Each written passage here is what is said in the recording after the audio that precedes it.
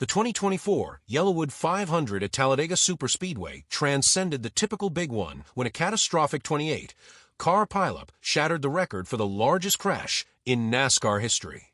The primary catalyst for this wreckage wasn't just driver error, it was the inherent technical instability of the next-gen car.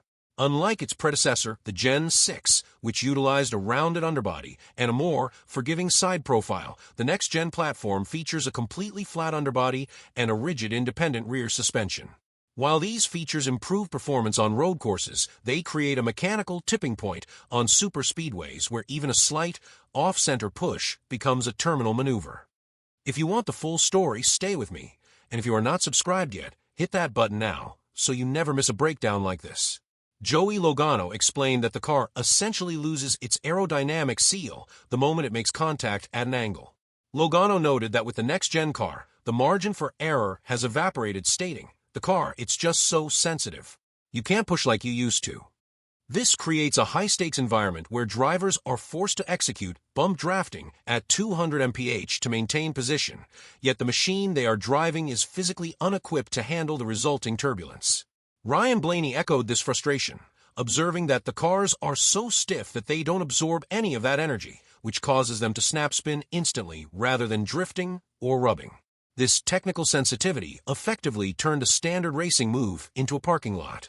But the technical sensitivity of the cars only matters if someone makes the first move, and in this case, the finger-pointing started before the smoke even cleared. The record-breaking parking lot occurred on lap 116 during Stage 2, fundamentally altering the history of superspeedway competition. While initial live broadcast estimates placed the count at 26 cars, official post-race reports and video reviews confirmed that 28 vehicles were involved in the melee. The physics of the crash began at the front of the field when Ross Chastain, driving the number 1 Chevrolet, made contact with Bubba Wallace in the number 23 Toyota. This impact sent Wallace spinning nose first into the outside retaining wall, where his car ricocheted back down the banking and directly into the path of the oncoming 40 car pack. The sheer volume of the wreckage created a casualty list of championship heavyweights, including Kyle Larson, William Byron, Cole Custer, and former champions. This was not a localized spin, it was a total blockade of the backstretch.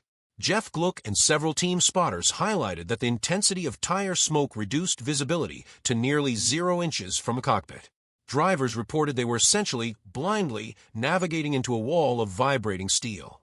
As Ricky Stenhouse Jr. later noted, the track transformed into a literal parking lot in less than 3 seconds. This highlights the survival mode of the modern era, where technical skill is often neutralized by the geographic impossibility of avoiding a 20-acre debris field. Most drivers would blame the guy who touched them first, but the primary driver at the center of this had a reaction that caught the entire garage by surprise. Following the record-breaking carnage of 2024, the standard post-crash narrative of deflection took an unexpected turn inside the Talladega garage. Instead of the typical finger-pointing scene, in high-stakes superspeedway racing, Bubba Wallace offered a blunt assessment of his own role in the 28-car disaster. Speaking to Fox Sports after being released from the infield care center, Wallace refused to frame the contact with Ross Chastain as a simple case of being wrecked. Instead, he shifted the focus toward a technical deficiency in his own driving and car setup. Wallace stated, "We got to figure out how to be pushed better. I take responsibility on that." He acknowledged that his number 23 Toyota lacked the necessary stability to absorb the energy of a high-speed strike without stepping out or losing its line. This admission highlights a critical evolution in the art of drafting. It is no longer enough to be a fast pusher. The driver being pushed must effectively catch the following car. By admitting he hadn't mastered receiving a push, Wallace identified a skill gap that many veterans have kept quiet. In a sport where drivers usually blame the aggregate air or the aero package, this shift toward individual accountability shows that the leader of a line has as much responsibility for a wreck as the pursuer. While Wallace took the heat for the technical failure, the playoff standings took a massive cold front hit that could dictate the entire championship. When the smoke cleared on lap 116, the 2024 Cup Series standings had undergone a violent transformation. The elimination of heavyweights like Kyle Larson, Joey Logano, and William Byron didn't just remove fast cars, it deleted the massive points buffer usually held by the Big Three teams. This created a literal power vacuum within the round of 12. In an instant, The gap between the cut line and the leaders shrank significantly, stripping away the safety net for the top seeds. This vacuum allowed the chasing pack, drivers who had struggled for speed all weekend, to emerge as the new mathematical favorites. Alex Bowman serves as the primary example of this shift. By simply steering clear of the 28-car debris field, he secured a vital top-5 finish that propelled his team towards safe harbor in the standings. Ricky Stenhouse Jr. utilized the same lack of attrition to propel himself to the front, proving that on this day, survival was a more valuable asset than raw horsepower. The NASCAR playoff system is engineered specifically to foster this brand of high-stakes volatility.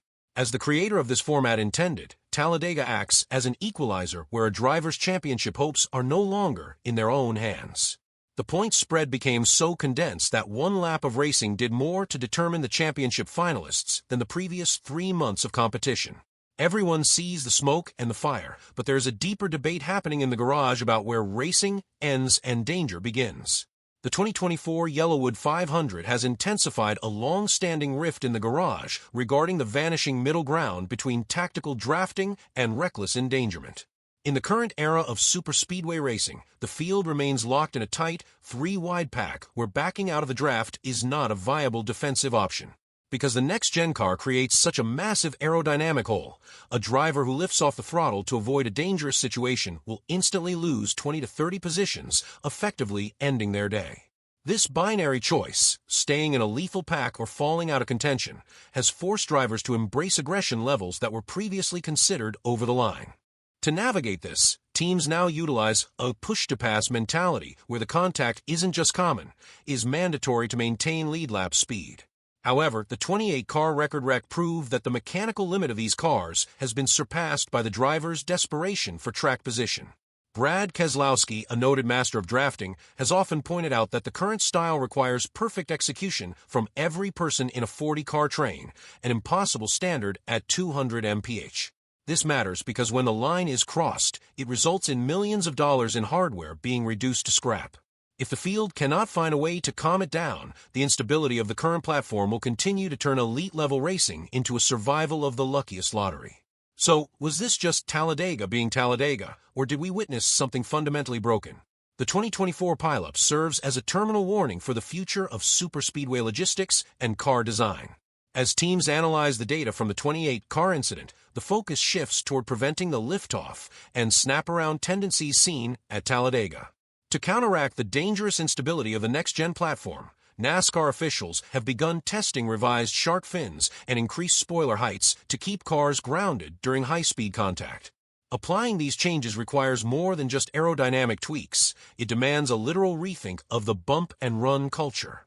For example, some engineers suggest a return to rounded rear bumpers or reinforced crush zones to allow for the energy absorption that the next-gen's rigid chassis currently lacks. Without these mechanical buffers, every push at 200 mph remains a calculated risk that can end a season. Denny Hamlin observed that the current configuration has turned racing into a mathematical problem where the variable of human error is no longer accounted for by the car's physics.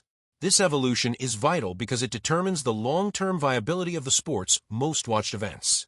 The lap 116 wreck was a record-breaking disaster that exposed the fragile balance of the modern era, leaving Ricky Stenhouse Jr. in victory lane while the rest of the field sat in a parking lot.